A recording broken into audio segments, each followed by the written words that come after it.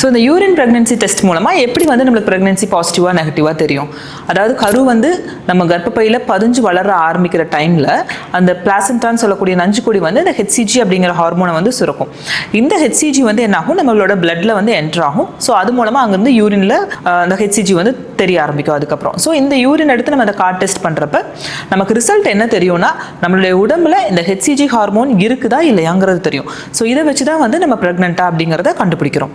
So அப்போ ideal time என்ன, எந்த டைமில் வந்து இந்த கார்ட் டெஸ்ட் பண்ணணும் அப்படின்னா, ஐடியலாக நீங்கள் மார்னிங் எந்திரிச்சோடனே ஃபஸ்ட்டு வாய்ட் பண்ணுற யூரின் எடுத்து பண்ணுறப்ப நம்மளுக்கு கொஞ்சம் அக்யூரசி கரெக்டாக இருக்கும். எதனால் அப்படின்னு பார்த்தோம்னா, அப்போ தான் வந்து அந்த ஹெச்சிஜி வந்து அதிகப்படியாக அந்த மார்னிங் ஹவர்ஸில் தான் வந்து சுரக்கும். ஸோ யூரினில் நல்லா கான்சென்ட்ரேட்டடாக இருக்கும்.